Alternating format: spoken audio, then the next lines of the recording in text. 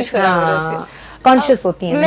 मैंने अपनी वो एक रेpertoire बना ली थी पॉजिटिव अच्छी बच्ची कर करके एंड ये जो मैंने आई थिंक अलिफ अल्लाह में I wouldn't say it was negative, उसके इट वाज अ एवोल्यूशन थी, एक बेचारी थी, ट्रेजेडी थी, बट ये भी लीड्स ही थी बिकॉज उनके there was no other positive character in it. मैं ये कह रही हूँ कि नॉर्मली लड़कियां डरती हैं, लेकिन मुझे था कि मैं स्टार में आई थी, मैं मतलब मैंने एक्टिंग करनी थी और एक्टिंग जितनी आपको इस तरह के मार्जिन वाले रोल्स में मिलती है यू नो, और आप एक पूरा ड्रामा कैरी करना, वो भी इतने यू नो शेड इतने ज्यादा, तो मजा इसमें आता। मैं रो रो के शायद जी थक गई हूँ, मेरी आंखें सूज गई हैं, तो मुझे अब रुलाने में थोड़ा ज्यादा मजा आ रहा था। सो आई थॉट कि एक दो चैलेंज लेने में मजा, चैलेंज में मजा आता है। अच्छा, चैलेंज बचपन से लेती थी? कैसी टीनेजर थी? रिबेलियस थी? बहुत ज्यादा, शायद बलाई थी। बला थी जी, I was a little rebel क्योंकि मैं सबसे छोटी हूँ। अम्मा का तो आपका खुद ताल्लुक शोबिस से रहा और बड़ा हमारा प्यारा नाम, हर दिल अजीज नाम एक ज़माने में। So, उन्होंने कभी ये बोला है बचपन में, बोला तुम बोला? नहीं, उन्होंने और बहुत सारी चीज़ें बोली हैं। वो एक स्टेपल होता है ना, एक पंजाबी माँ का जूता उतार के पाना, तो मैंने जूते भी बड़े खाए हुए, बट पता नहीं बहुत सारे लोगों को मालूम होगा या नहीं, ये इस्मत ताहिरा साहिबा की साहबजादी हैं। हाँ जी। तो ये जरासीम उनसे आया था? ये जरासीम उन्हीं से आया था, और हम सब में, भाई मेरा एक डायरेक्टर है, बहन मेरी Irsa as an actress, so I think ये बचपन से ही था। आई वाज ऑलवेज एक्टिंग, बचपन से स्कूल प्लेज लेके घर पे मैं साड़ी लपेट के एक्टिंग करना शुरू कर देती थी 4 साल की, एंड फिर मैं पैसे वसूल करती थी कि मैंने आपको एक शो दिखाया, तो पैसे अपनी माँ से और मेहमानों से। So I always like doing this. तो रिबेलियस बच्चा कैसे थी, क्या करती थी, किस चीज पे ज्यादा गुस्सा आता था? यार गुस्सा मुझे एक जमाने में बहुत आता था, मैंने बहुत कम कर लिया, अब कंट्रोल आ गया बहुत देर बाद, बहुत एफर्ट लगाने के बाद। लेकिन क्योंकि मैं 6 बहन भाइयों में से सबसे छोटी हूँ, और मुझसे जो बड़ी हैं, मुझसे 13 साल बड़ी हैं, तो मेरे कोई 5 और पेरेंट्स थे ऊपर, एंड फिर स्पॉइल भी करते थे और डांटते भी थे, तो आई थिंक उस सेंस में मैं थोड़ी सी एंटाइटल्ड थी। तो मतलब ऐसा वाला बच्चा ना कि जिसके मूड स्विंग्स होते थे? बहुत मूड स्विंग्स, मैं बहुत पॉजेसिव थी। अभी तक होते हैं मूड स्विंग्स?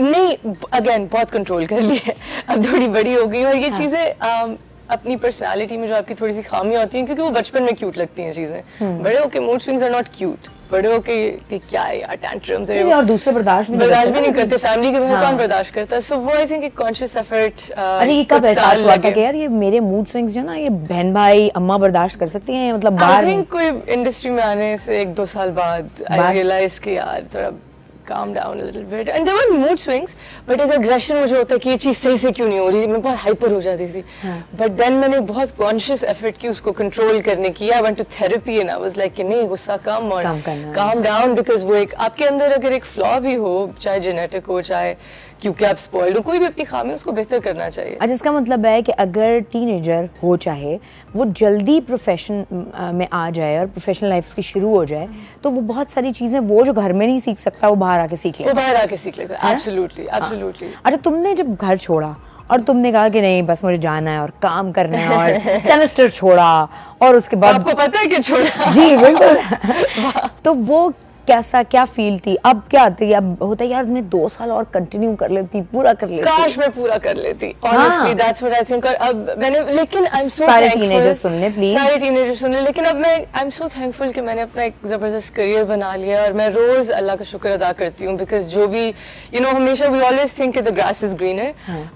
ठीक है, इस वक्त I would have finished my studies, मैं और पढ़ लेती, मैं ये कर लेती, जो कि मैं करूँगी जाके, but at the same time I've built this amazing career, और मुझे इतना प्यार मिलता है, मैं आपके शो पे आई हूँ, आपने मुझे बुलाया, so इस चीज़ के I am very also thankful, because हर एक कोई अपॉर्चुनिटी नहीं मिलती है। So मैं पहले तुम्हारे इस स्टेप को घर वालों ने कैसे लिया था कि ये उष्णा तो पागल है, ये हमेशा यही क्या है? They were not happy.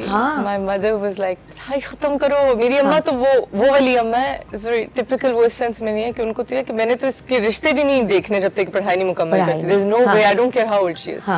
और my brother is very against it, so my family was not happy। लेकिन अब जबकि I've done good work, तो थोड़े से प्राउड भी होते हैं, शाबाश काम पे मिल जाती है। लेकिन तुम आई थी तो उस वक्त फैमिली को मिस करती थी? बहुत ज्यादा उस वक्त, लेकिन एक पैशन ज्यादा नहीं, उस वक्त इतना ज्यादा नहीं, उस वक्त I was so driven, but then you get really lonely. Then you're like कि यार अब मैं एक strange शहर में रह रही हूँ and I want to go home to my mother. और फिर जब और फिर आज़ादी भी बहुत ज़्यादा आ गई because घर पे you know I was in Karachi, so कोई पूछ नहीं रहा था कितने बजे घर आ रही हो. फिर जब डिप्रेशन होता था इस पे कि कोई फोन नहीं आया अम्मा का. I loved it. नहीं अम्मा के फोन तो आते थे लेकिन वो जल्दी सो जाती हैं. So you know there was nobody asking कि लेट क्यों आई.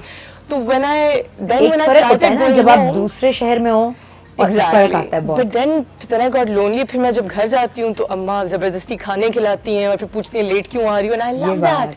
I love it. I love कि मुझे डांट पड़े. मेरी अपने बहन के साथ रहती हूँ वो भी मुझे डांटती है तो I love it. कि कोई पूछे वाला है, ये चीज पर ग्रांटेड नहीं लेनी चाहिए.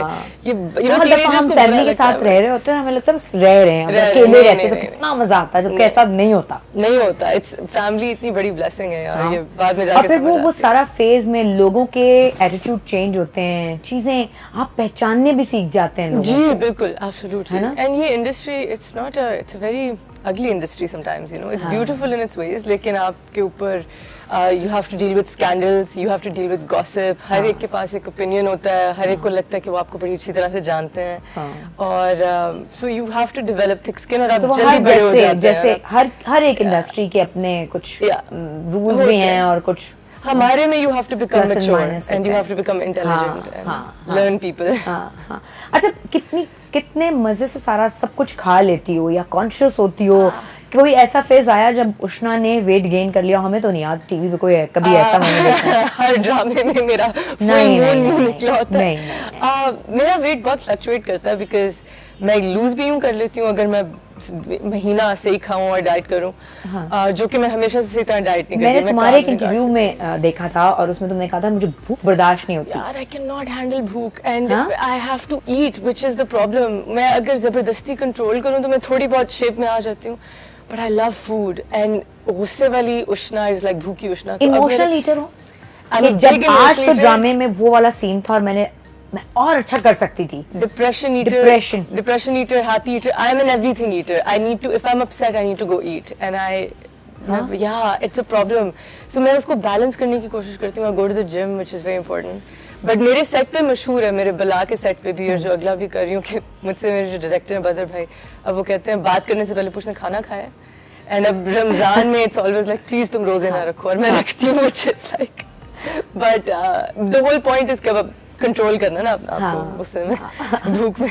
अच्छा एक्टिंग तो हो गई. कभी ये सोचा एक्टिंग के अलावा कोई डायरेक्शन कोई होस्टिंग? यार होस्टिंग आप you can do it because उसमें बहुत पेशेंस चाहिए होती है. होस्टिंग में बहुत पेशेंस चाहिए होती है. मेरे में बिल्कुल नहीं. मुझे लगता है यार एक्टिंग में बहुत पेशेंस चाहिए होती है. पूरे दिन सेट पे रहना to an extent. But hosting you have to be nice to everyone. You have to tolerate people. और एक बंदा मुझे बोर कर रहा हो और मैंने एक एनर्जी अप रख रही हूँ तो मैं I can't do it. I don't know how you do it. I think it's really cool, mashallah. But direction तो 100%. This is what I want to do. I want to be. अच्छा direction से ज़्यादा बल्कि मैं direction की तरफ आना चाह रही हूँ. हाँ. अच्छा अगर उष्णा को कहा जाए कि जी you know अम्मा के लिए अब कुछ करना है उष्णा ने, अब तो ये टाइम आ गया है जब अम्मा को, जैसे अभी हम बात कर रहे थे प्रोग्राम शुरू होने से पहले कि अम्मा को मुझे साथ रखना है, मुझे साथ रखना है. मैं I'm begging her कि कराची आ जाए. हाँ. वो खुद एक सिंगल पेरेंट और सिंगल पेरेंट की लाइफ बहुत मुश्किल होती है और वो बच्चे जो ऐसी माओं के साथ होते हैं ना सिर्फ वो समझ पाते हैं इस चीज. Absolutely. मेरी अम्मा ने यार 6 बच्चे पाले हैं on her own and she sacrificed so much and she's such a good woman, माशाल्लाह. तो अब उनकी एज भी हो गई इस तरह की कि करियर भी आई थिंक तुम लोगों के लिए काफी उन्होंने काम ही हमारे लिए किया और उन्होंने इस सेंस में किया कि she just had to raise. मेरी अम्मा वो खातून थी जो सेट से जाती थी घर तो अगर कास्ट वगैरह सब रेस्टोरेंट जा रहे हो तो शी वुड बी लाइक मेरे बच्चे घर पे मैं नहीं जा सकती. She would feel guilty eating out और सबसे पहले उन्होंने घर आना. But she was just a amazing mother. So अब काश आई होप कि मैं इतनी फाइनेंशियली स्टेबल हो जाऊँ कि मैं उनके साथ टाइम ज़्यादा स्पेंड कर सकूँ बिकॉज अम्मा वो हैं जिनको और कुछ नहीं चाहिए. She just wants time and she just wants her children close. और इस एज में डर भी लगता है, पेरेंट्स बीमार होना शुरू हो जाते हैं, लोनली हो जाते हैं. कभी उनकी टांगों में दर्द, कभी टांगों में दर्द और कभी कुछ. तो you just want to be as close as possible, जितना टाइम उनके साथ स्पेंड कर सकें. अरे फ्यूचर हस्बैंड के लिए कभी ये सोचा कि यार अगर आज का कोई सेलिब्रिटी चाहे वो हॉलीवुड का भी हो, हाँ मतलब नहीं मैं ये नहीं कह रही शक्ल मिलती जुलती है इस टाइप का होना चाहिए कोई. यार अगर स्केच तो होता है थोड़ा सा ज़हन में कोई क्रिस हेम्सवर्थ जैसा मिल जाए थॉर वाला जो है क्रिस हेम्सवर्थ, या आजकल तो वैसे he is really good looking. और कौन, जेसन मोमोआ, वो जो गेम ऑफ थ्रोन्स में खाल ड्रोगो, कोई इस टाइप का, तो क्यों नहीं, जबरदस्त, क्या बात है। बट अगर आप मुझे थोड़ा सा भी जानती हो और अगर आप मेरा ट्रैक रिकॉर्ड देखें तो मैं ज्यादा शक्लों पे नहीं जाती। बहुत अच्छी बात है। जाना चाहिए। नहीं बिल्कुल नहीं जाना चाहिए। Serious kind of a person, personality. नहीं, वो एक होता है ना, जैसे मैं आपसे पहली दफा अगर मिली और मुझे ये 3-4 एट्रीब्यूट्स होते हैं ना लोगों की, कुछ क्वालिटीज होती हैं जो आपको एकदम से अट्रैक्ट करती हैं, कि इसके बाद smile, and for me intelligence, charm is very important, sense of humour is so important, but